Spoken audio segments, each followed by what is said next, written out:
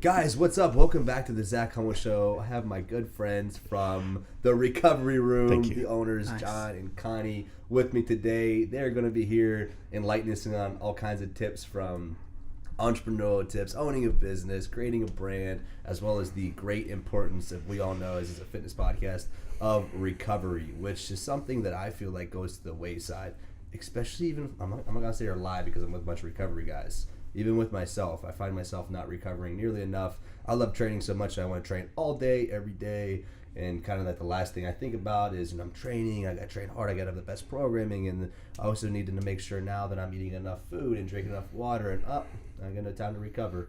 So they are here today to enlighten us on the importance of recovering. I'm going to talk about the greatness that I have, because whenever competition comes up, I'm in that room getting recovered because I know that's going to perform better on competition day. But without further ado, Connie, John, what's up, guys? Talk to me. Hey, how are you? Thank you. Dude, so excited to have you guys. I appreciate it. Look, you nailed that with that intro, because that's pretty much what we're trying to accomplish. Like, if we're recording this podcast 3 years ago and you mentioned the word recovery, most of your listeners would go, what is that? What are you talking about? Yeah. And now, which is, like you mentioned, we're from the recovery room. We used to be called the Better You Wellness. Yeah, they used to call it Abby Wellness. So you guys, I know you guys saw me post about Abby Wellness at the time. They used to be called ABY, A Better You Wellness. I love the name. But I love the recovery room, because it really just signifies, like, when I go there, not only am I recovering my body, but you guys just do it up to where I feel like I'm going into my living room.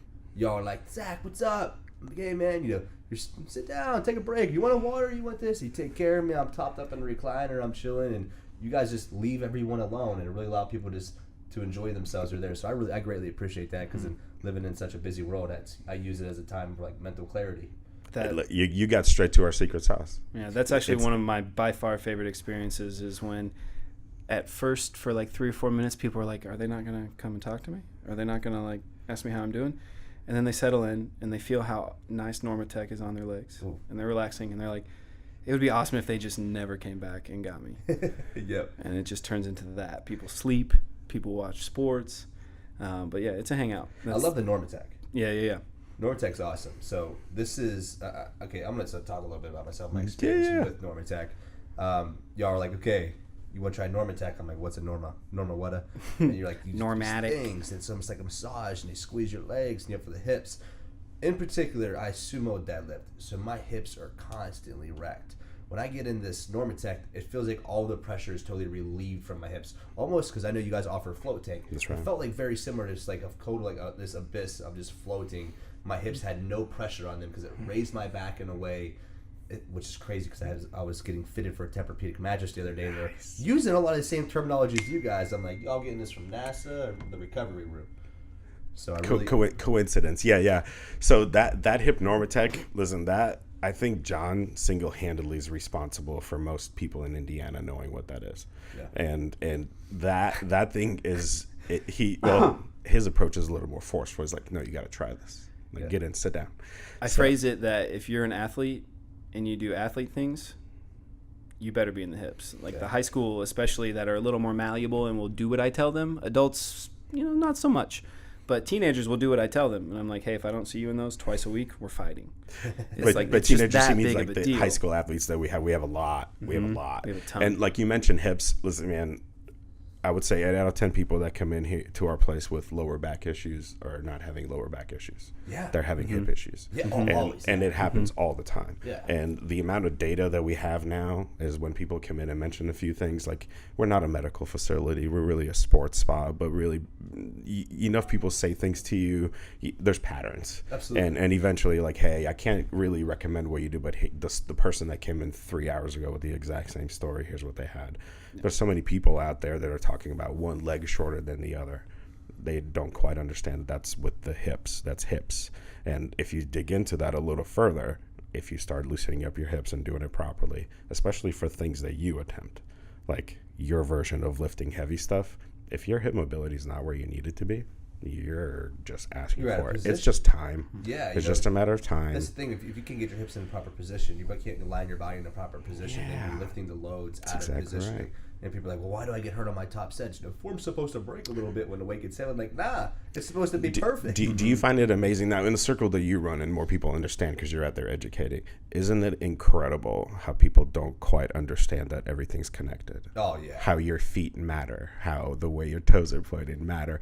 We still find it fascinating that the simplest things you can Google, like I know like the podcast you listen to and the stuff you dig in on, you just go down the rabbit hole way deeper. And all of a sudden the way you communicate it, you're able to teach it a little better. And that's how we feel. But this stuff is so common sense to us at this point that it's like, hey, you really don't know this? Like, oh man, let me kind of try to point you in the right direction. It's just ignorance. It's just lack of knowing. And I think then people take a health class or even like, I've run into working with nurses and doctors, and they're very biased in their certain ways and their opinions. And no discredit, absolutely no discredit. But it's like, hey, this really worked for me, and my body's a lot more, relatively speaking, beat up than the normal body. That's right.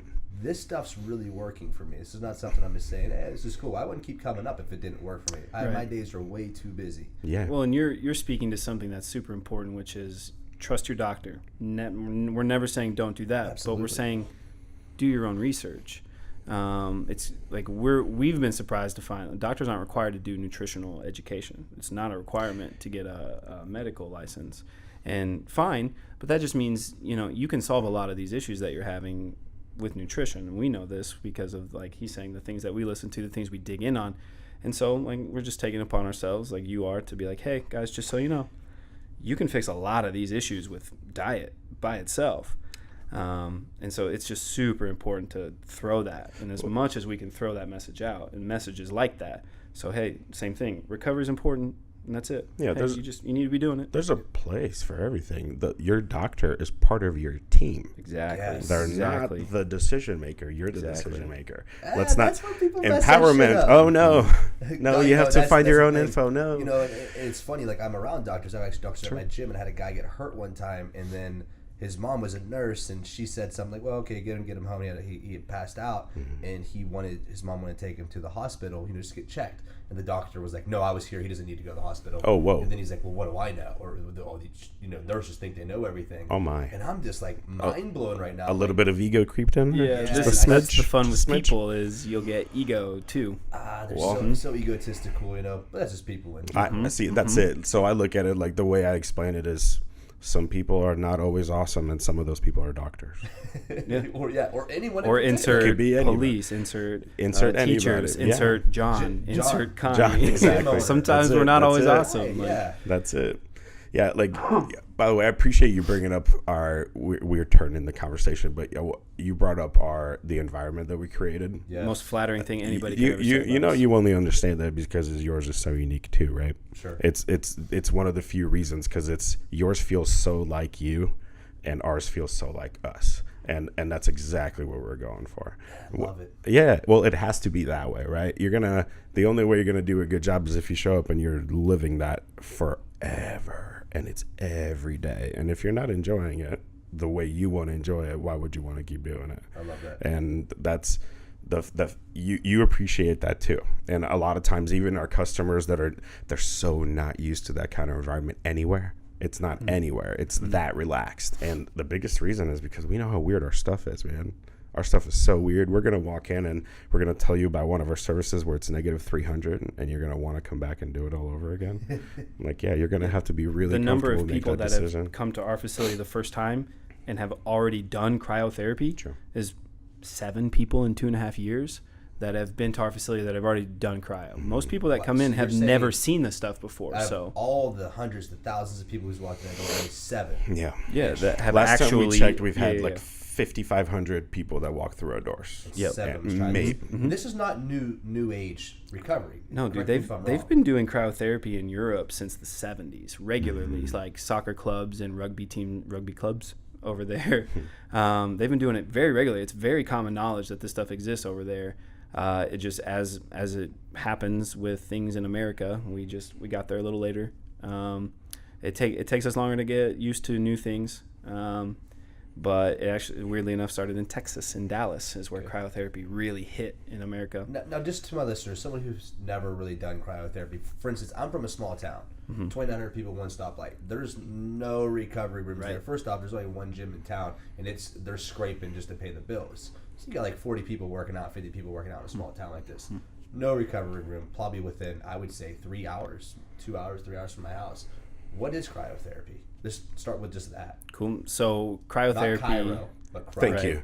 Yeah, so that's one of my more favoriter jokes is this is not Egypt. We do cryotherapy here. But we take liquid nitrogen and it vaporizes. It fills a chamber. You stand in it. And so what we're doing is we're getting a fight or flight response from the body. It's very, very cold, but your skin processes it more differently. So we can be at temperatures that are as low as negative 250. Really is what you'll get at our facilities is we'll go down to about negative 250 Fahrenheit. So you're able to stand in that chamber and you're able to be in there for 3 minutes because there's no moisture in the air. And so your skin is reacting very differently.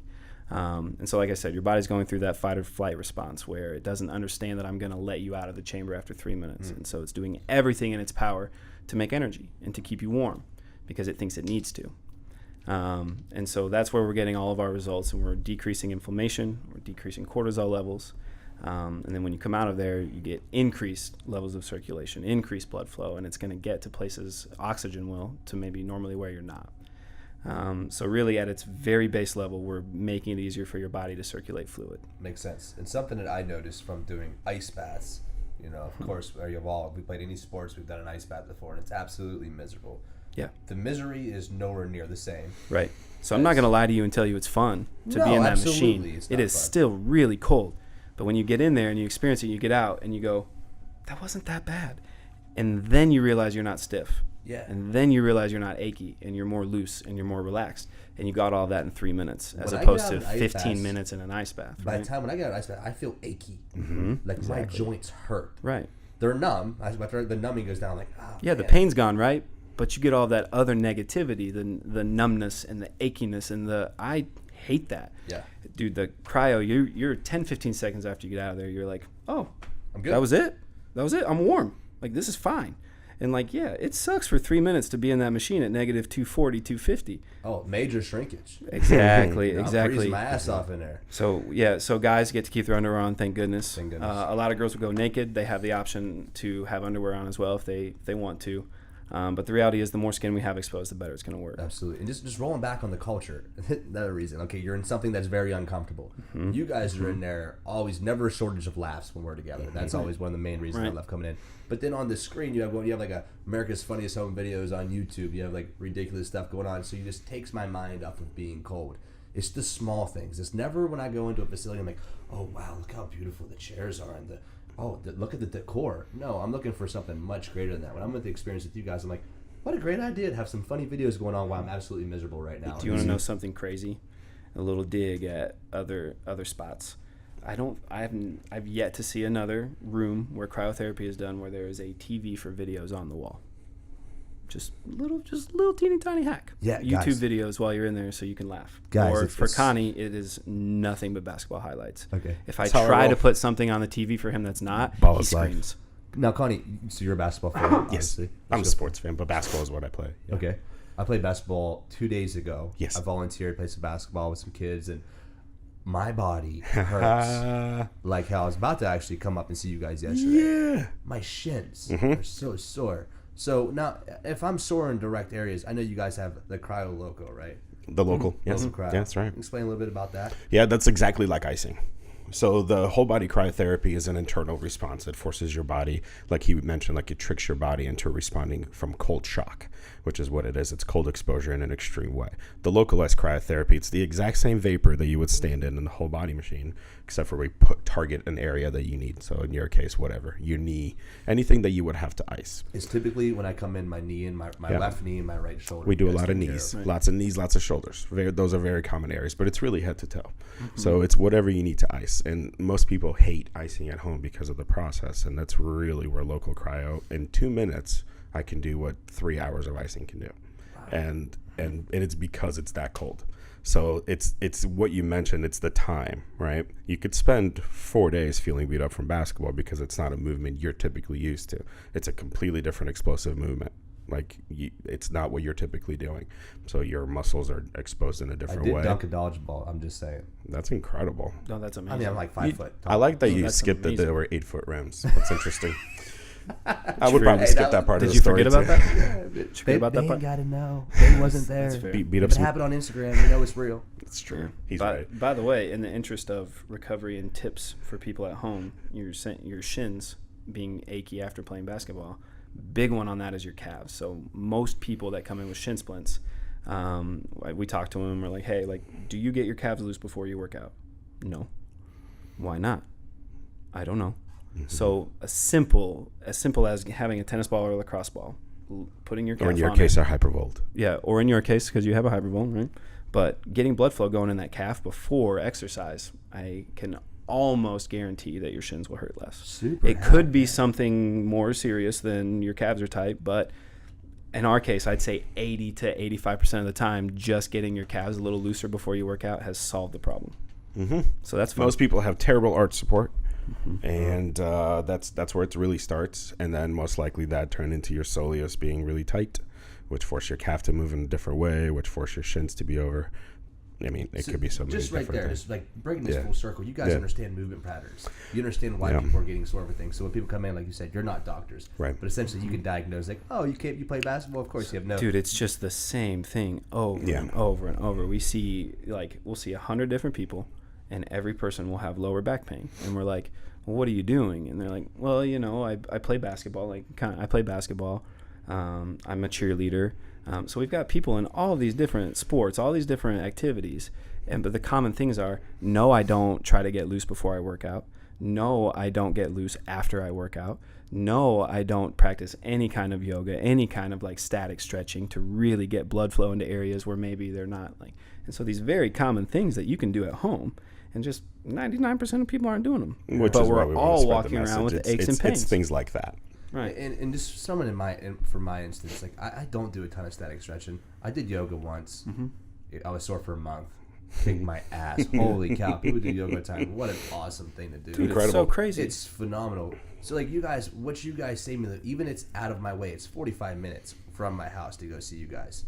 And even though it's that far away, it still saves me hours of time for recovery. Because when I leave you guys and I get the full treatment, I do the Normatec, I do the Cryo the local, I feel so much better when I leave you guys. And you guys have the rollers, the vibrators, just the little things that you guys offer like in between as well. Right. So when I leave you guys, I'm there for an hour and 15, hour and a half, whatever it might be. But it's really like doing 15, 20 hours of self healing on my own or going to Well, and you're going to leave, and for the next 8 to 10 hours, your circulation levels in your body after doing whole body are up. So you're getting more blood flow. And then the other thing, too, is you're getting a whole night's rest that night with way lower inflammation levels and way lower cortisol levels than when you woke up that day. Oh, definitely. So you're getting the rolling benefits. Oh, when I leave you guys, I feel like I just smoked a big fat doobie. Right? I'm just chilling. Yeah. I feel good. Well, so it's twofold. So physically, let's say you just go get a basic massage, right?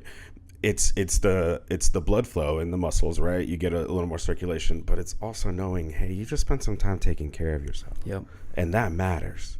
And that mental game, that's most of it. That's most of it for me. For me, that's about 70. Placebo's real. 100%. It's what that's. We bring this up a lot. So we have some medical professionals that come in and some people that are more fans of the pharmaceutical approach to life than the holistic. Sorry, we're with you there. You're allowed to have it. It's your podcast. Yeah. And again, it's it's those instances that kind of motivate us to educate more. And we feel like right now, you guys, man. but it matters, right? If we know why we did this, right? We know that we have a weird model that our personal situations financially improve only if we help more people feel better. What an amazing way to run a business. How cool, right? Easy to get motivated. Insanity. Okay, if we get rich, that means we helped a whole lot of people. Yep. That gotta feel good. We all probably sleep like babies. No, we sleep great. Yeah, no, I sleep really well, thanks. We haven't had well, personally, and him and I talk about this all the time, that we haven't had a day in years where we haven't woken up and been like, let's go. Oh yeah, dude. To you wake can up, feel it in you guys. to not have had a day since we started where you wake up and you're like, I don't feel like it. It never happens. It's just not a thing. Yeah, of course. Sometimes I don't want to run 45 people through cryo. Like, yeah, I did that yesterday and the day before, and like sometimes I don't want to do that. Yeah. But to wake up and go, my job is literally to get up and go make people feel better all day, and then to make videos about making people feel better. That's my job. Like, am I really gonna stay in bed longer? Yeah, I no, struggled always. Absolutely not. Yeah, it's like I have a hard time calling what I do a job because I have so much love for it. It's like I get to hang out with my friends. Our favorite is when people ask us like, "Oh my gosh, you don't have any days off?" And they kind of, because we're open every day. Dude, some people get offended for us. No, and I'm sure you get that too. People are like, "Wait, you need to take some time off." Or like, some people will speak on. How can you make that decision for me? Like I've had members, because we become so close with our members that be like, "Hey, listen, John probably needs a day off." I go, John knows we can talk about it if he needs one. And like, I'm not always a bundle of sunshine. No one is made to be here. Right. Everyone chooses. It's why we're where we are. We've had moments where someone will be, people like, I need to get out of here. Like, yeah, it's like a Rick and Morty episode. Yeah. You could have done that at any time. That was always allowed. That's how I've actually ran my business. So I actually put this tweet out a while ago that I operate through a different lens. My guys are granted as much vacation time as they want. They can have as much hours, time, days, weeks off. Gary V. Unlimited vacation policy. What's that? VaynerMedia, Gary Vaynerchuk's company, has unlimited vacation policy. Yeah. Didn't know that. So does Zach HOMOL'S. Right. Shout out Gary You're V. basically like Gary Vaynerchuk. Gary V. Keep hollering at me.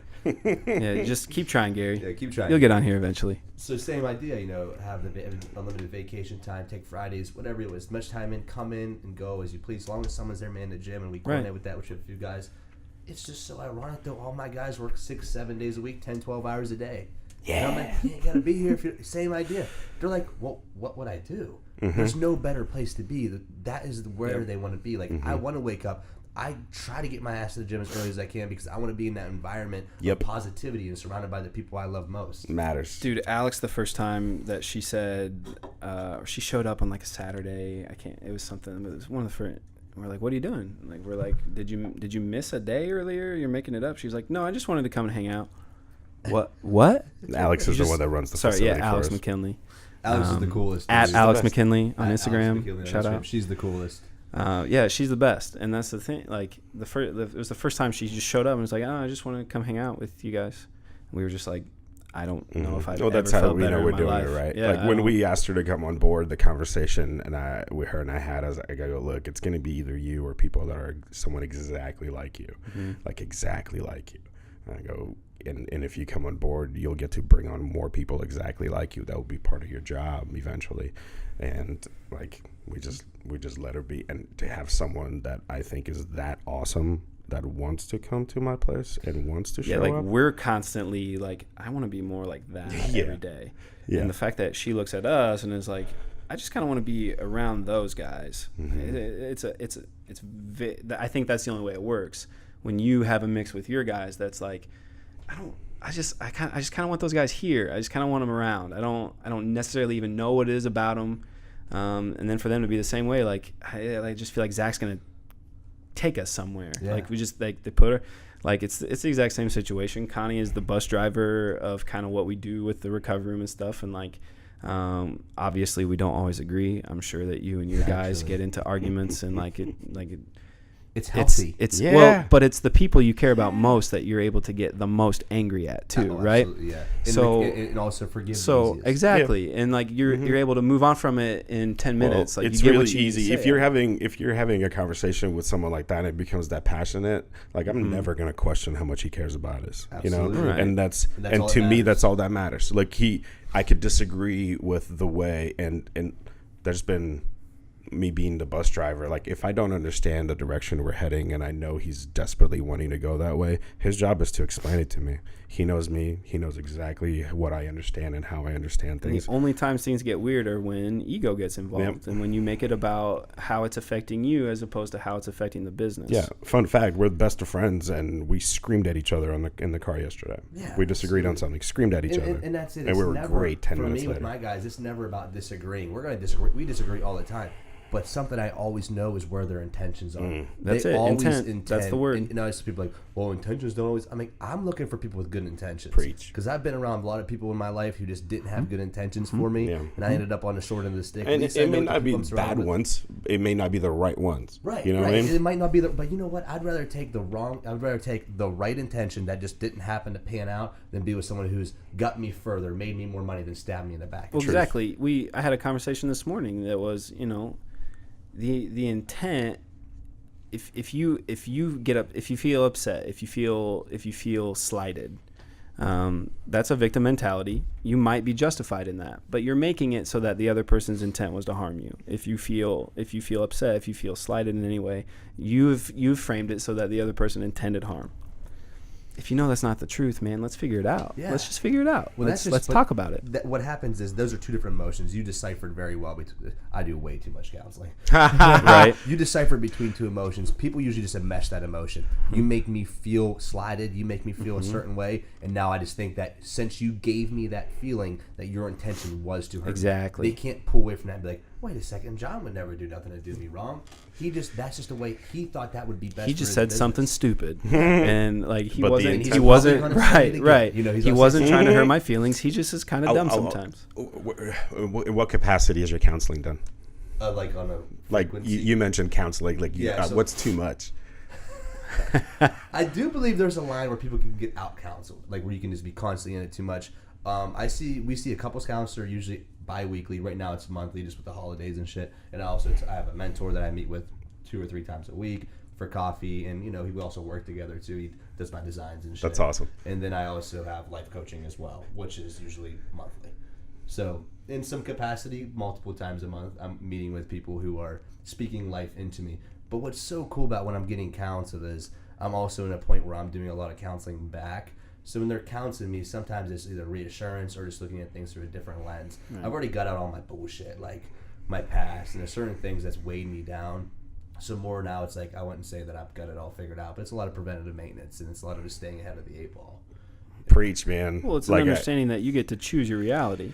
Absolutely. We have our own versions of that, and like we very much understand. Like you mentioned, the counseling. Like that's what I feel like I am. I feel like I'm a counselor, life coach, teacher.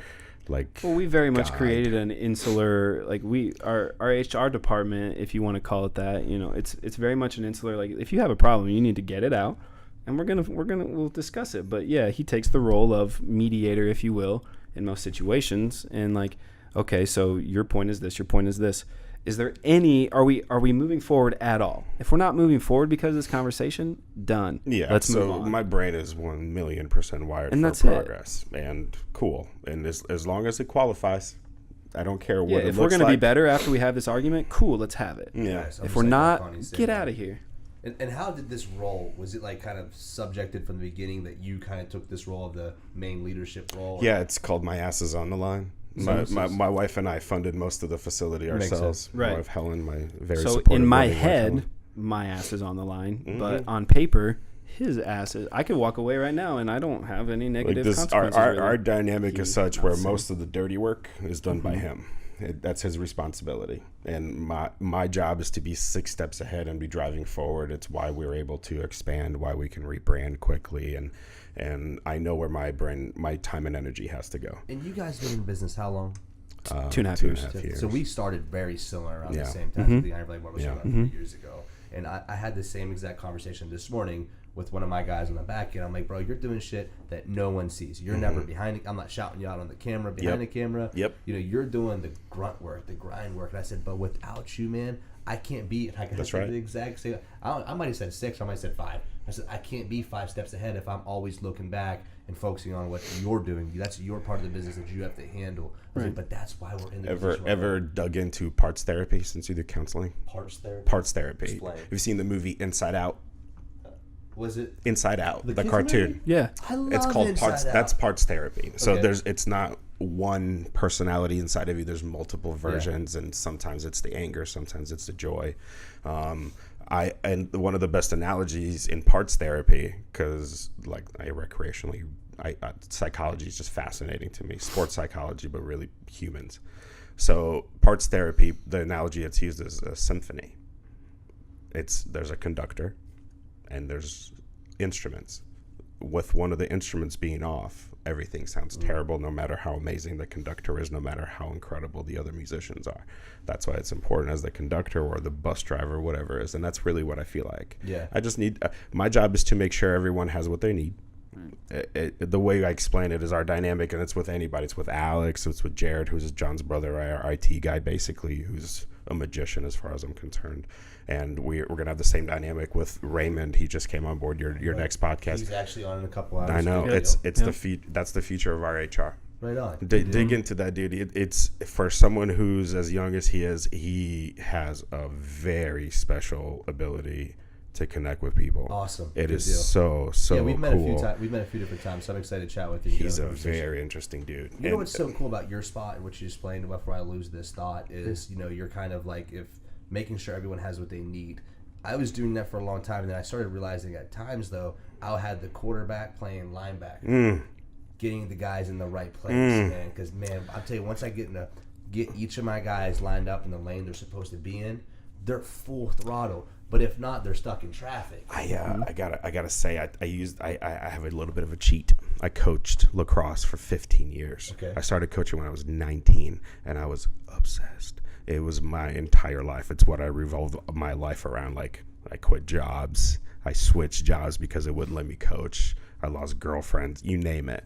And it was. Seems like it's worked out good, though. Oh, well, so it forced me to get better since I was obsessed with needing to be good at it, and it mattered to me. And that's why like the coaching and teaching, like it was so early and it was so natural. And the second I had one kid do better from something I taught them, like, oh, it's cool. That's crack. Yeah. That's like one of the coolest feelings in the world. Isn't it? Crack? Isn't it? It's addicting. Huh? Well, you see it from a parent perspective, right? Like you have a little guy, like, you see it one time, it's such a cool spark, and it turns into magic. Yeah. So for me, this transition, I use the sport and business analogy all the time. It's why Gary Vaynerchuk's message is so good to me. It's so simple to me because he uses a lot of sports analogies. Okay. And I connect to it with personal experience. So it's desperate. Like, I've had people out of position in sports, and lacrosse is a unique sport where if there's 10 people on the field,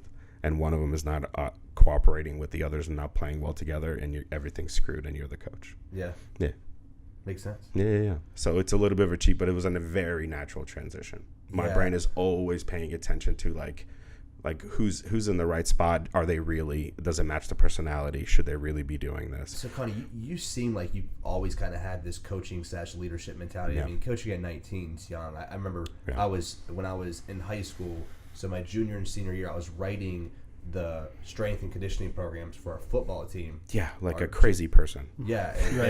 Who does that? Even crazier is they were listening to my dumbass when I was 17. Right. Like I could, but my dumbass knew more than a dumbass coach. So it was just one of the lesser of the worst evils. Right. And then I was also, parents entrusted in me to strength train. I had these kids deadlifting and squatting.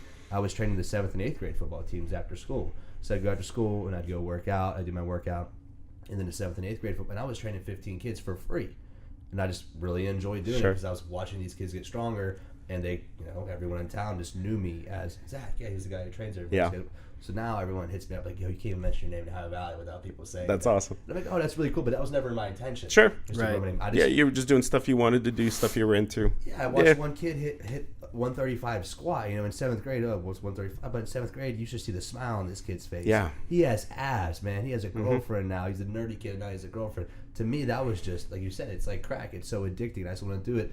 And I'm always the person for more, which is great, but it's also led me down some rabbit holes I wish I wasn't in, because I just want it so bad, you know. And so there's times where I've lost relationships. Like, I might want it so bad for you guys, and I overstep my boundaries where you're like, whoa, I didn't want it as bad as what you wanted it for me. So it's trying to find that line of how to Well, you're describing, like, the amazing ones are never normal. And if you think you have the potential to do something special, you can't really associate yourself with the masses. That's not how you're going to get there. They are supposed to think you're weird. If Absolutely. They don't, you're not pushing hard enough. Yeah, and I find myself in that where I do have hard times. Like, actually, I was explaining this. We went to First Watch a couple weeks ago after Saturday workout. And, you know, everyone who came in from out of town, we had people from 5 different states come in. Wow. How cool, you know, so rewarding to see that at the gym. And we all went out, and we were kind of discussing a little bit about that, like, to the masses. And people come to Iron Belly Barbell are usually just a little bit off. Maybe a little fucked up to even walk in the door. So these people are slightly Which off. Which is why they fit in so well. Which is why they like, dude, Iron Belly Barbell, have y'all seen The Greatest Showman? Yeah. That's us. Yeah. We are a bunch of misfits who just get along and will fight for each other. You know, it's such a phenomenal place. Awesome. I love the people that go there. But we're talking about that, and I actually got on the topic of the masses and how, you know, a lot of the masses think like I'm just kind of a little bit different. So there's 2 different ways I look at that. Some people envy that. Like, man, I like the idea. Like, I want to be someone like that, who's someone who doesn't care and whatever it is. But I also find myself in this circle of positivity where I was finding myself becoming harder to relate to because I was creating such an area of positivity. I was creating this bubble of positivity that I had to start stepping outside this realm. And that's why I started doing more one-on-one coaching over the last 6 to 8 months, because I was creating such a bubble of positivity. I wasn't able to relate to people with maybe everyday problems like working at 9 to 5 because it's been so long since I've done it. Sure. Before that, I worked in a coal mine, and it was just rugged, roughneck work. And I can't really relate real well to the guy who was working in a corporate office. So instead of just subjecting these people out, because the masses is how we get paid. Truth. So I got to know these people. So what I started doing is training them, and I started listening to their problems and showing empathy. Like, oh, that might not be a problem to me, but I could totally see that could be a problem in your world, because we all have our different worlds. So I'm trying to understand. Like, letting people be themselves is such a huge deal. But that's the only way, in my opinion, it's the only way you figure out whether you want to be around them long term, and that's it. And so you're someone that reads people probably the same way we do, and it's like that gut feeling that people have about other people. There's neurons in your stomach, or whatever you want to call it. That's brain processing, just in a very different region. That gut feeling is a very real thing. You just can't put it into words. And that kind of aura, whatever you want to call it, that kind of read that you get on people, I think it's great, man. I think you knowing that you were creating an aura of positivity and then being as vocal as you are about it, but that's why people are drawn to you. That's why we're doing this. If we weren't able to connect to you in some way, like I think last time you were in, you brought up Simon Sinek, and I'm like, dude, I'm all over that. Like, preach, servant leadership all day, which is that you live it. We watch you do it. Servant leadership I'm huge on. Like, my guys, for instance, I have no lack of humility. Yeah. I'm like, yo, guys, I just started running a business 3 years ago. I'm not an entrepreneur. I'm just fucking figuring shit out on the go.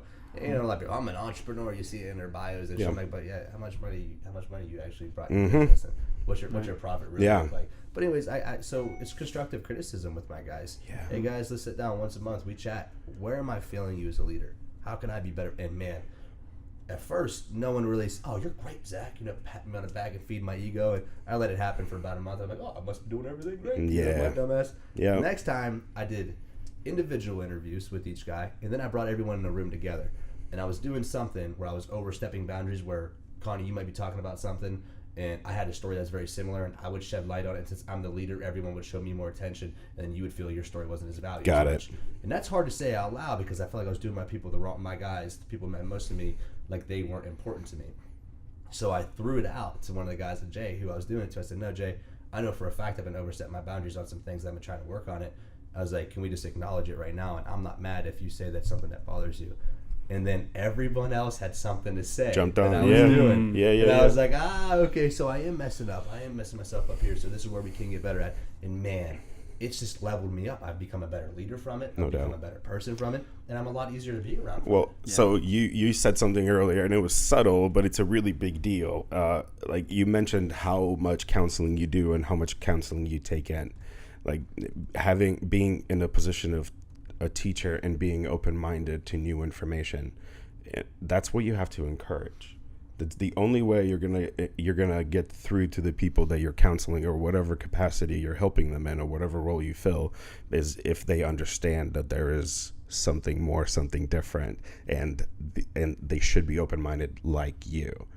Because if you're not open-minded, if you're not taking on mentorship, if you're not learning new things and putting it out there, why would anyone else listen to you? Yeah, it doesn't. Yeah, look, I think the great ones are open-minded. I think once you stop learning, or like you said, like you feel like you got there, or you've arrived at some place. I mean, it's a little more aggressive, but you can go all the way back to Genghis Khan.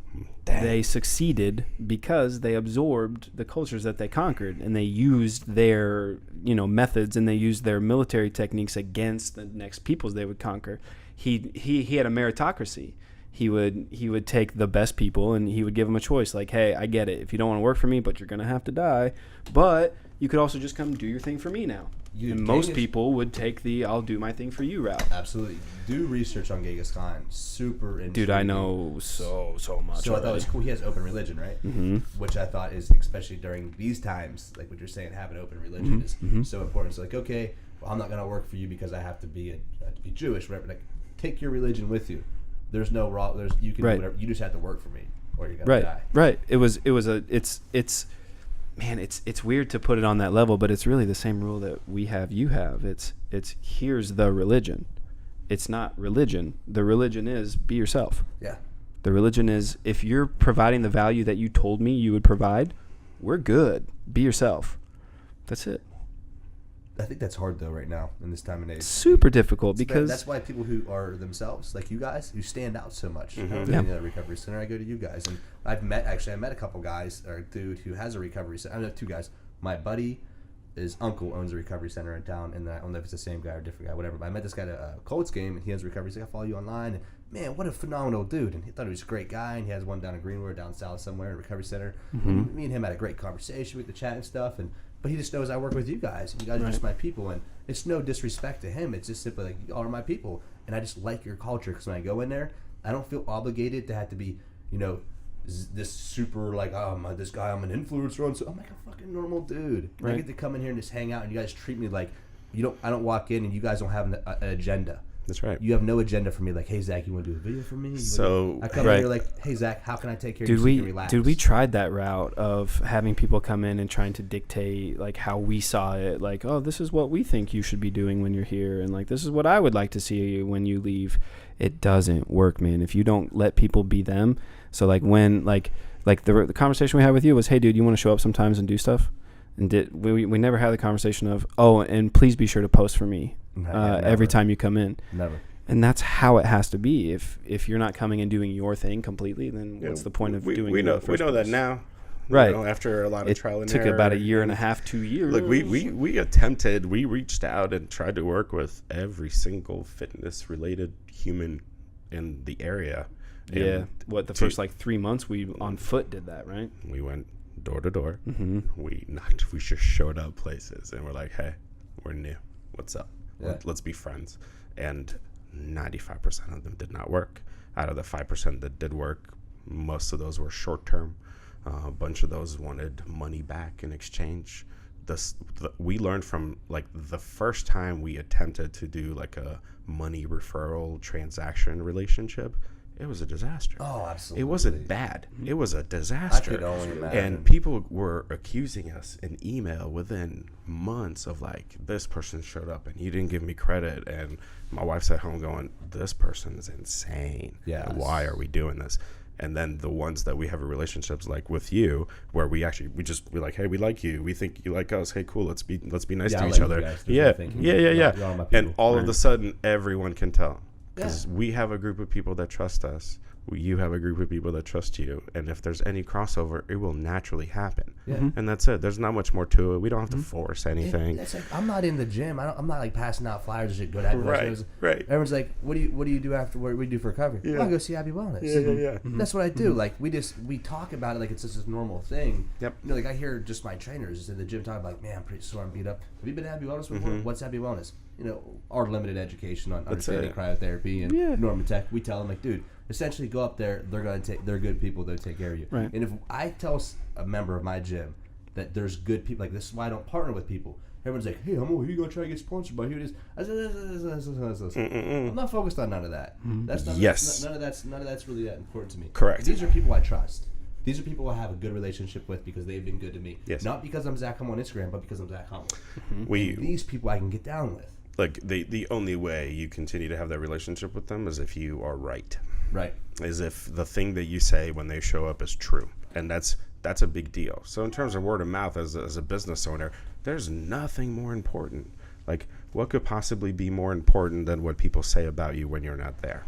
Absolutely. It's the single thing that matters most for word of mouth, right? Absolutely. And my thing is, if I refer a client, I know Amy, Ashley's client, goes up all the time with you guys. Amy, her name is. So she comes up, she recovers with you guys. If we were to refer her to you guys and she would have went up there and had a bad experience, it would have negatively reflected on my business, my opinion of you guys.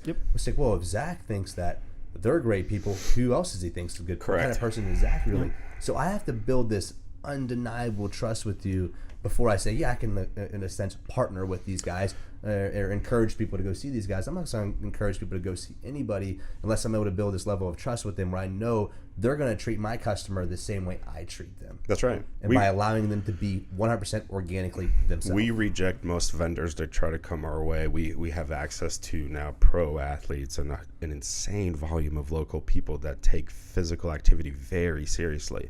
And because we're so neutral, we have a little bit of everybody. I have football players, soccer players, cheerleaders, gymnasts. It doesn't matter. I have them. They come through our doors. So we can get the word out on a lot of stuff. And we have people that come in, they want to put stuff on our shelves or have us spread the word about this new thing. And we're very honest up front. We don't want to waste people's time unless we believe in it. And I mean, in the model, it could work. It could absolutely work. It doesn't mean it fits what we do. And I'm the voice for our people. We control the message that goes out, whether either through our mouth or through social media. And the only way it's going to be through personal experience. Absolutely. It can't be any other way. That's the only way you maintain credibility. All you said right there is you're putting your mission above the money. Yeah. The mission means way more to you guys. And when the mission means more, because your mission goes down the why of helping people. Yeah. You know what I mean? If your mission was just to make money, of course, throw it on my shelf. Let's sell it. I'll be able to sell it. But where does that hold the level of integrity to your business? Yeah. You guys are so long-term thinking, which I just love that idea of thinking, like, who cares about next week? It's important for us. Let's really focus on today. Yeah. And today builds into the next day, into the next day, which will build So into. we mentioned Gary Vaynerchuk earlier, and he talks about eating dirt for the first couple of years, and like we're it's 2.5 years in, and for us, we look in the we talk all the time, and 20 years from now, how will we be telling the story of this part of our lives? And we picture a lot more eating dirt. And even though we have more facilities coming and cool stuff, and there's a lot of exciting things happening, like, we really like this part. The figuring it out part, I think that's the most interesting part. And in a weird way, like when we sit down and talk long term, we talk all the time. I go, hey man, we are working to the part where we have many of these, and it doesn't matter how many we have. It could be 2, it could be 20, and we're going to be bored because it's too easy. Because that's how hard we worked, and that's how well we set it up. And for us, it is always long term, because we have a very different perspective. We met working at Target as middle management. Like, really? That's so how cute, isn't it? No, it's adorable. It's adorable. Yeah, so we were the weirdos that we were walking around working together, and I would have like a little notebook, and we would come up with ideas and write them down and talk about them afterwards. Like so we have that part of our story. So we have a different perspective on how we think things should be and long-term thinking. Like it was never an option when we worked at those kind of places. But now, since we're actually doing something we enjoy and we want to do, it's a completely different mindset. Absolutely. I love that. The mindset changes. Oh, well, that's where it starts. That's where it starts. Change the lens. So what inspired this? What inspired Abbey Wellness now into the recovery room? But what inspired it? Were you like, did you just see a problem and you're like, I want to be the solution? Or somewhat. So while working at Target, when I started working at Target, I was about 315 pounds. Okay. Yeah. And not 315 no more for those who can't see. Nope. To about 242, about 18% body fat. I think you worked really hard for this. Absolutely. A lot of things had to be adjusted. Mindset being the first one. It took a realization of, hey, I'm not doing a good job taking care of my meat bag, and let's just relearn. And it was a moment of like, I'm going to reteach myself. Like, I have no idea what I'm doing, what it is like to take care of a body. And I lost 70, 80 pounds, and I did it very, very fast. I did not do it a healthy way. I killed myself, basically. I didn't eat a lot, and I just worked my butt off. And because of how quickly I lost it, people noticed it and started asking me to help them with advice. And then some people were like, hey, if you are a trainer, can you train me? So I went and got a certification. I got a NASM certification, and I started training people. I was at home or meeting them at the gym. And most of the people I was training, I wanted to relate a little more because former big guy story. Now I can help people. So I was focused a lot on people that were in a very similar position, 300-ish pounds, not really motivated. And really what I learned very, very quickly within a few months is that I could know the greatest techniques. I can understand exactly what to do and when to do it and what it takes for them to get there. They weren't doing the work. And then I caught myself within the next couple of months spending most of my time counseling instead of training. And then it turned into like, okay, what am I really doing here? Why aren't they following up on their stuff? And a lot of the times was spent because they were sore, because everything hurt and they wanted to quit. So I started the process of trying to take away their excuses. So I started researching things like cryotherapy and anything that would make them feel less crappy so we can get back to it and go hard. And I recommended a few places. There was a float place that opened. I was interested. I was listening to podcasts about things that would help people feel better, whether it was soft tissue work, it doesn't matter. And I'm really into like techie, gadgety type things. It was always a natural thing for me, whether it's sport related or fitness related. Like I had a shake weight. That was interesting. Wanted to see how it worked, like that kind of thing. What did it feel like? Not what I expected. Oh. Weird, right? So, but I had to know. But now I know, right? It was one of those things. So then I tried. I've thought about it. It could be a fun video for your Instagram. I think most definitely. Yeah. My Instagram would be in total, utter. Yeah. Whoa. But like anything that just came to do out a whole entire workout video just with a shake weight. Check this out, guys. And you're doing it like you're upside down. Hanging from a band. Look, I'm not proud of that part of my story. But this is just dance, right. Like this, the kids are doing it now. So I tried floating, and then I loved it. And then I started telling people about it, and a bunch of my people were going, and they were seeing results. And then my wife and I took a trip. We had it's the start of 2015. The very first day of 2015, my wife was walking our dogs, and just had a weird scuffle with a dog that was running by with no leash. Her dog had a hole in his cheek, had to get surgery for stitches, and because it was the first of the year, the JV squad was at the vet office and they overdid it with anesthesia and the dog dies. It's the first thing that happens in 2015. So my wife and I are basically in a deep depression for 3 weeks. We're sitting on the couch watching Friends and drinking tea and crying. It's pretty much the only thing that happened. I'm trying to laugh at this. I watched Friends last night. It's great. Yeah, there you go. No, but that's the thing. Like, we did it so we would laugh. Yeah. Like, we were literally trying to force joy into our life. And she was coincidentally fed up with her job at the time. She did public accounting, and she had a very much fuck it moment. And one of the podcasts I was listening all the time was a Joe Rogan Experience. He's a big fan of float pods and cryotherapy. He mentions them a lot, which is where we heard about it initially, and then I just dug in further. And I think I was listening to a podcast, and I mentioned something to her, and he always does promotions for his shows in the beginning. He's like, hey, I'll be at this show, blah, blah, blah. And so she goes, when did you say Rogan was going to be in Vegas? And I go, I think like the 30th. She goes, okay, cool. I didn't think anything of that. She comes downstairs 20 minutes later. She said, I booked our tickets. We're going. I go, what? And my wife does not do these things. My wife is a very conservative person when it comes. So when she has moments like this, I'm like, oh, okay, well, that's different. Let's pay attention to this. And then she mentions Vegas. She has a book for like 3 days, and I go, Joe Rogan goes to this cryotherapy place in Los Angeles. We have some friends. What if we just did that cool drive from Las Vegas to LA? So she said, okay. So we extended it, and we went to Vegas. Had a lot of fun, then drove to Los Angeles, and the night that we got there, we tried cryotherapy and had our first holy shit moment. it's such a different feeling. And like you've done it for the first time, there's no way you're going to be the same way again. It's like, okay, I had a reference point for things that would feel weird, and then there's this. And then on the way, like we did it again the next day, and then the day after that we left, and we did it right before we left. And so we're on the plane, we're at a layover in Denver, and I just go, what if we just did that in Indy? What if we just did that? And that's how the conversation started.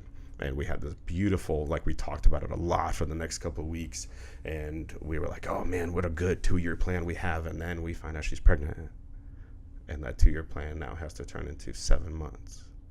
Oh, and she decided to quit her job because of her fucking moment and her trip. She's like, I'm switching jobs. This is it. I'm not traveling anymore. So she couldn't really travel. So all of a sudden now she has to find a job locally. She's pregnant. We don't really want her doing all that stuff. So the 2-year plan that we had that we were feeling so good about turns into 7 months. And then we go through a very, very, very long 7-month process where she switches jobs again. We get approval from the first bank for a loan, and after 60 days of telling us we were approved, they say, just kidding.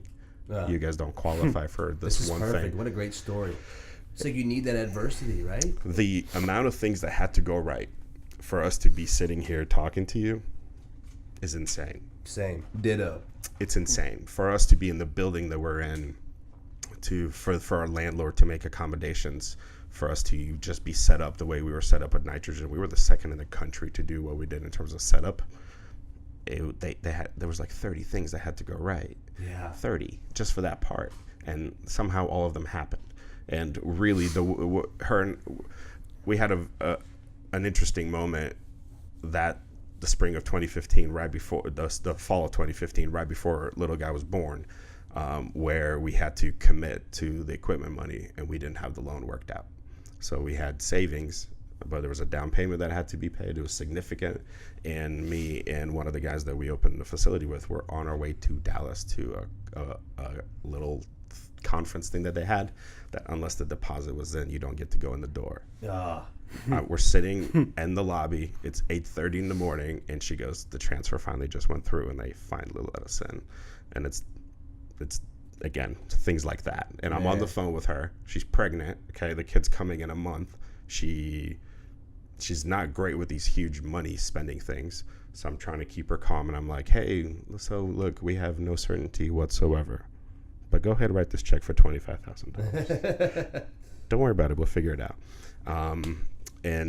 So we did. We go through, and now we have to figure out financing. We don't have a choice. We just committed to equipment, and we basically were looking for. I told her, I go, hey, we just have to switch to, let's keep going until something tells us that we can't, and if we lose, we lose. Yeah, you know, and then we just overcame every single thing. We just worked around it. It's not a linear path. It never is. At least not the interesting ones. We were never ever bored. Still haven't been bored in a really, really long time because there's so much crazy stuff happening. But yeah, that's awesome. That's a phenomenal story, and also the fact that you guys are up at your second location this year. Yeah, you know what I mean, coming from 3 years to now up at your second location. So John, where is your strategic role right now with what you do? My strategic role. Thank goodness I don't have to be the face anymore, by the way. We make Alex be in videos now. So essentially Alex is the face of the brand? Yeah, for sure, if possible. We if call at Alex any moment, hype man. You guys are, I mean Alex is really pretty, but John, I mean you're beautiful. No, I get it. I understand. I just don't want that for myself. I don't want that life. Publicity. I don't want that life. That's Alex's life. She can have it.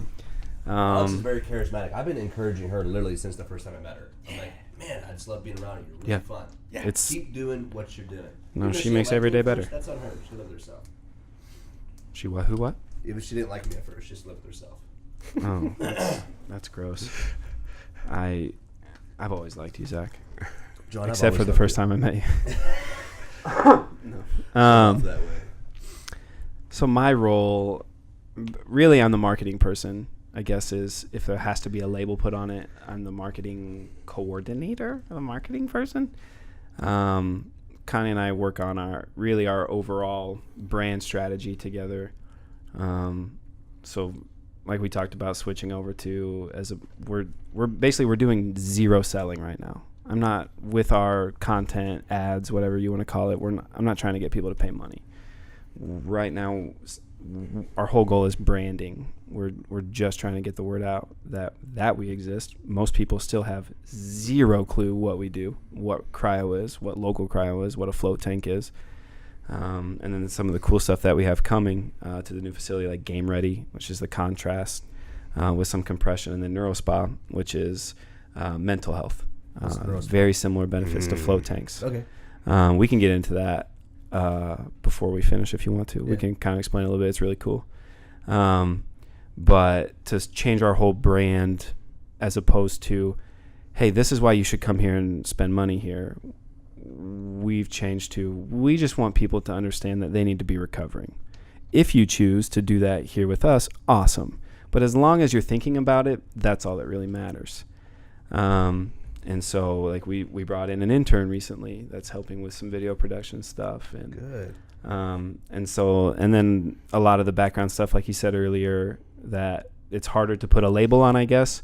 But he comes up with part of the to-do list. We come up with part of the to-do list together. And then I kind of try to make sure that all that stuff happens. So not only are you guys in this, I always think about this when I'm thinking about, I hate to say I'm a natural marketer, but I understand marketing. So in the position I'm in, if I run an ad and I'm selling the gym, oh, cool, there's a new gym in town. There's this gym I haven't saw before. I like what they're all about. Cool, I know what happens when you go to a gym. You guys have to market yourself in a way like, hey, by the way, look, we're here. And, oh, yeah, here's all this crazy shit that you never heard of that people have absolutely no idea what the fuck Cryotherapy is, Normatec is. Then you have to sell them and pitch them on, like, this stuff is really, really good. I know, it's not Percocets. You're right. That you're used to. Yeah. But this stuff actually really works. We have to, branding-wise, we have to connect it to things that people are already familiar with. So our entire tagline is that we believe that recovery is just as important as working out and nutrition. Because someone, it is. It is not to a degree more. It's only if you're trying to live a truly healthy lifestyle. Right, and it's kind of the chicken and the egg thing. Yeah. You can't work out if you didn't recover. Yeah. If you didn't recover, you can't work out. Yeah. It goes both ways. And we know how we fit in someone who's trying to live a truly active lifestyle, right? We know that. And then the marketing part comes down to is how good are we at communicating that to the people that may not know, that are already that active, that are already, like, in 6 months, they're a member, and they're a member for 5 years. It's like, how come we haven't found them yet? Yeah. And then that's what we talk about. It's like, what does that person need to hear from us? Where are they paying attention? Is it Instagram? Is it Snapchat? Like, where can we find them and make sure we deliver a message in the way they need to hear it? Right. I think one of the most important, by far, things that we talk about is stop talking about things we could do and go do those things. If we just had a conversation about 5 videos that would be really cool if we made them, probably just go make those videos. Yes. Less planning. Dude, I don't plan I plan like 1 week ahead just because of clients and shit. But as far as like the business is concerned, I'm on set. My head's on a swivel. Yeah. I'm constantly pivoting. You know what I mean? Like basketball game. Sure. You can't plan before you come down every single. This is what we're gonna do, no matter what. This is what we're gonna do, and you're gonna go to the left, and you're gonna go to the right. Well, half the defense. What do you mean? Right. Half that play's not available. Right now, John is working on finishing our 29 plan in detail. So we had an investor come on board, and now he's a very smart guy, and he's structuring us more. We're more organized, and he's just asking for more detail. And what we're learning is, the more we sit down and actually go through the detail, it forces you to think through it in a very different way. And right now, the way we have it laid out, it feels like we're going to waste way less time. Yes. And 100%. significantly less money. And it doesn't feel natural, man. I'm kind of like you. I have an idea about 3 or 4 things I'm trying to accomplish, and then off we go. But in the stage that we're in terms of transitioning from one facility to multiple, there has to be a lot of structure. Yeah, you can't copy-paste what's up here. Right. You can't hand my brain to someone, his brain to someone, and say, all right, get everything you need out of this, and then do your job. You have to be able to hand them a structure. Absolutely. Reiterating that. It's not like we're just running around the chicken with our head cut off. Yeah. Right. But I'm willing. My thing is, if I set up a business plan for 2019 and I'm realizing 3 months in that it's just, hey, this is not the road that we should be down, I'm not going to be so ignorant where I just keep beating my head up against the wall. So the adjustment, and listen, this is one of the things our investor has been talking to us about, is because we're early in the process and we're all getting to know each other. And he's like, how are you guys adapting so quickly? I'm like, this is just the mode that we're in. This is the natural mode. And that's part of my role. And that's why I need to figure out what everyone needs, because when we have an adjustment to make, my expectation is days if it's a major one. And if it's not a major one, then the expectation is hours. And then if the answer is no, then I'm going to ask why. And then we're going to figure out if we're using our resources properly, in case ego creeped in and I have to figure out on my own. We've had instances like that. And that's where my job comes in. My job is to adjust quickly. And and the only way you do that well is if you're paying attention. Absolutely. Egos and pride, man. Oh gosh. Most of the battle. At the door, right? Most of the battle. That's why I tweeted today. I said the biggest battle we're ever going to face in 2019 is with ourselves. It's the truth. The minute you can drop your ego and put your pride down, pride's the root of all evil. Couldn't agree with you more. Oh man, people are so prideful. They get on something. If I'm Republican and that's it. Yeah. I don't give a shit if the Democrats made a good point. Fuck them. Yeah, and vice versa, and any way out, inside if you, let's say you're one of these people that decides you want to be good at something. You make the claim like, hey, I want to be a good business operator, and you're not yet. If you're not open-minded and you're ready for someone to look at you and tell you, hey, this sucks, change it, and there's a part of you that even hesitates for a second because it hurt your feelings, you fucked up. Yeah. Rhino skin, man. You fucked up. You need to get rhino skin. You got to thicken it up. So one of the things we heard the phrasing on it was a podcast recently. It's about the logo. It's about the logo. The decisions are made for the logo. Me having my ass on the line and having the most responsibility, I have the biggest responsibility to the logo, because if the logo is taken care of, that means everyone that is working under it is taken care of too. And even if sometimes they don't understand what's best for that logo, that's my job. And it's my job to filter whether it's an ego play, whether John is making a John decision or a business decision. And there's a huge difference. Oh, yeah. No, there's not. It's right. The intent's always there, right? Yeah. The intent's fine, so it doesn't matter, right? Yeah, we're fine. Absolutely. Like when the intent's fine, the relationship should never suffer. Right. You know what I mean? There should always be love. You know. Yeah, but that doesn't mean we can't make a better decision next time. How about that? It doesn't always mean that just because your intent's good doesn't mean it's always going to be best for the business. Yep, that's so true. But at least it's always going to be good for love. At least you're like, so true. I know John's heart was in the right place. This is the stupidest. Like this last year, I made some stupid decisions with the business. And I set all my guys down. Like, hey, I failed us here, and here. And yeah, we did provide a lot of fundraising and opportunity. We're big on fundraising this year, and I loved it. I was joyfully doing it, but I saw that we suffered in a few areas. That's right. Guys, I misled us on a few things, and we time and energy, man. And on a few things. And my intent was good, but the execution just didn't match. But being humble and expressing that humility, my guys like, we believe in you. Right. We still believe in you. Yeah. It doesn't matter. Well, it's because you can acknowledge things like that. Yeah. It's because they know you're not, like, if they see you be that guy, like you said, like, keep trying the thing that doesn't work, that makes you crazy. You keep trying the same thing, continue to get the same results, expecting something different. That's the definition of insanity. So, yeah, it's really hard to be a leader and stay credible if you're doing that. But, like, you're so open-minded to adapting, and, like, it's why we click. So I read a Facebook article or meme or something. It was something like that, and of course it's on Facebook, so you know it's real. And it said something. Wait, is that true? Yes. Is that true? These are absolute 100% facts. Yeah. If it's on the internet, it's real. Yeah. I don't care where it's at. It's real. I need to start telling more children this. Kids, go on the internet. So it was like 68 or 78%, whatever. It was some high statistic above 50%, and it was something with the 68, 78% of people quit their jobs not because they don't like the work, rather they don't like their boss. And I don't know if the statistic's right. I didn't do any research on it. Nothing. I'm sure it's a quick Google search if I could actually find a more relevant number. But I guarantee that number's roughly accurate. Whenever I would switch shifts, like been on a different job in the coal mine, it was never because the job I was working. I mean, they all sucked in the mine, so you're been from one shitty job to the next. Yeah. Do I want to kill myself here or here? Right. When I would switch jobs, though, it was never due to the work. It was always, I'm fucking tired of dealing with this guy. I can deal with the work. Yes. I signed up for the work. Right. Yeah. You know what you sign. Like when you go to a job, you know what you're signing up for. If the job holds itself as a certain level of integrity, you know the work you got to be doing. However, you don't always sign up to work with the guy across the table. That's exactly right. Yeah, that's the stuff you can't do. Business or jobs, they're not complicated. People sometimes suck. And the ego death you were talking about, unless you're someone that's actively trying to murder that in you at all times, you're only going to relate to people that are on the same track. Yeah. And if you could see that someone has a lot of ego involved, it's like, okay, how am I going to connect with that person? There's zero chance. Yeah. And then, okay, if it's a significant task and you have to work together, okay, good luck getting it done. If you can't work together, well. Do you guys find a lot of your clientele being very similar-minded than you guys? I know it's hard, I guess, to actually pinpoint that, but do you see a lot of similarities? I think the biggest similarity is a growth mindset. Cool. We don't have a lot of people that come in that are stagnant in their lives.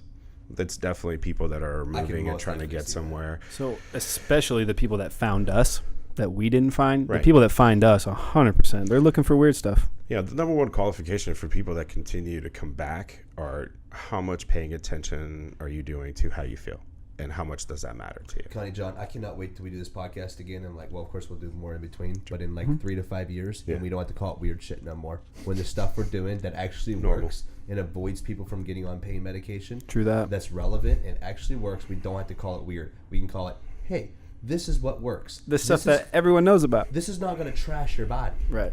You don't have to rely on this Perk 30 after you work out. Yep. Man, what a cool time it's going to be to live by. And you guys are some of the leaders in the community in making that happen. You know, your guys' job, and when I look at you guys through the outside in, I'm like, they're doing so much more than just being really cool people and help people recover. Like, you're giving people a whole new way to look at how they can take care of their body and treat their body with respect. We have a very unique way of helping people add. Because you got a huge pharmaceutical right down the street. Yeah. And that's not no bash to that, nothing. I'm just simply saying, like, I ate fucking 1,500 milligrams of ibuprofen the last 2 days. Yeah. Yeah, I don't take medicine. You know what I'm saying? But it's like, no, man, it's really easy. And that's kind of the problem, right? Is that it's way easier to take 3 ibuprofen than it is to go ice your elbow, or than it is to come see us, right? It's way easier, man. And those companies have a much larger marketing budget. Well, and that goes back to what you were talking about 10 seconds ago. They actually have a marketing budget. I think half of their percent of budget is probably better than than my gym will make in 6 years. Yep. Yeah, for sure. I mean, yeah, just that's about fucking, right. I mean, yeah, maybe even 20 years if you look online. It's so amazing that I see when I'm on. I don't watch TV at all. Only when I watch football. It's this is something I was about to tweet the other day. I don't know if people understand though. The only time I ever see commercials is when I watch football, because I'm on Netflix or Hulu or whatever. So I don't really do commercials. I think commercials is a thing of the past. But when I'm watching football and then an ad comes up and it's trying to sell me on an antidepressant, because of course I got to be depressed. That's right. I got to be depressed if I live in America and everything's just handed to me and I'm able to create as much opportunity as I want. I should be depressed, which we do. Depression is an absolute 100% a real thing. That's right. And we market to this, but it's doing it. They're doing it 100%. They are selling us drugs right in front of our face. But if some guy down the street does it, he's in prison for 15 years. That's right. It's so mind-blowing to me. I'm like, why can't we just wake up? But since we're taught something, we're taught to fall in line over. We're falling in line. One person who reaches out a little bit, whoa, it got to be weird shit. Yeah. That can't be right. There's no way you can get in a tank and just feel way more mentally clear. Right. Your knee doesn't hurt no more. There's no way you can put something on. It's basically just a big boot, and you put it on, and your legs feel a little better in a half hour. There's no way. Well, it's the whole, like, why don't you just go stand outside in your underwear? Right? I've heard them many well, times. and so if you... Go ahead. So stand outside in your underwear. That's what you really want to do. So going back to football, think about this. There was a time period when there were people saying, no one will ever watch those guys play that game. No one will ever pay to see that. And right now it's the most profitable sport in the United States. Football is? Football. NFL is right now. Yeah. So, but there was a time when there were people that were saying no one will ever pay to watch this.